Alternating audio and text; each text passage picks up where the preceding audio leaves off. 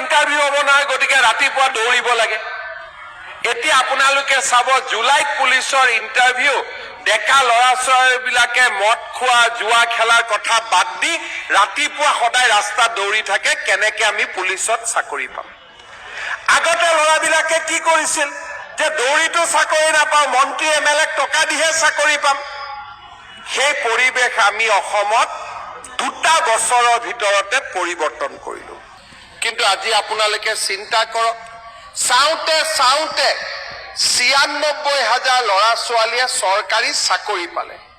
এটাও court cash নহল, কোনো এটা দালালে এটকা খাব নোৱাৰিলে। ইমান নিকা আৰু স্বচ্ছতাৰে আমি চৰকাৰী চাকৰি দিলো।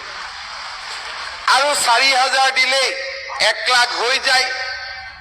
কিন্তু 1 লাখতো আমি শেষ কৰিব খোজা নাই। অসমৰ যুৱক যুৱতীৰ আশা আকাংক্ষাৰ আমি পূৰ্তি যাতে হ'ব পাৰে, তাৰ বাবে আমি কাম কাজ কৰাটোৰ ওপৰতে বিশ্বাস কৰোঁ। 1 লাখৰ দেওনা পাৰ হৈ এইবাৰ আমি আৰু 35,000 চাকৰি আমি বিজ্ঞাপন মুকলি কৰি দিছো, যাতে আৰু 35,000 ল'ৰা ছোৱালীয়ে চৰকাৰী চাকৰি পাব পাৰে। পৰিৱৰ্তন কিমান হৈছে? কেইদিনমান আগতে মই বাক্সা জিলাত গৈছিলো। এখন স্কুলৰ সন্মুখেদি গলো। স্কুলত মই গাড়ীখন ৰখাই ল'ৰা ছোৱালী কেইটাৰ লগত কথা পাতিলো। মই ক'লো, মা, আজিকালি স্কুলত পৰিৱেশ কেনেকুৱা হয়? ছোৱালী এজনী, সৰু ছোৱালী, মোক মাত দিলে যে ছাৰ, আজিকালিতো পঢ়িলেহে চাকৰি পায়, সেইকাৰণে আজিকালি স্কুলবিলাকতো শিক্ষাৰ পৰিৱেশ আগতকৈ বহুত ভাল হৈছে। যোৱা 3 দিন আগত মই ধেমাজিত আছিলো। ল'ৰা কেইটামানে মোক আহি ক'লে যে ষ্টেডিয়ামখন অলপ মাটি দাঁতি পুতি ঠিক কৰি দিব লাগে। মই ক'লো, বাবা তহঁতি খেল নেকি? বোলে দাদা আমি নেখেলো। মই বোলে তহঁতৰ কিয় ষ্টেডিয়াম লাগে?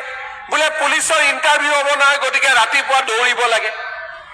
এতিয়া আপোনালোকে চাব, জুলাইত পুলিচৰ ইণ্টাৰভিউ, ডেকা ল'ৰা ছোৱালীবিলাকে মদ খোৱা, জুৱা খেলাৰ কথা বাদ দি ৰাতিপুৱা সদায় ৰাস্তাত দৌৰি থাকে, কেনেকে আমি পুলিচত চাকৰি পাম।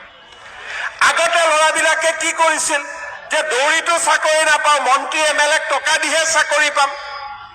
সেই পৰিৱেশ আমি অসমত 2টা বছৰৰ ভিতৰতে পৰিৱৰ্তন কৰিলো।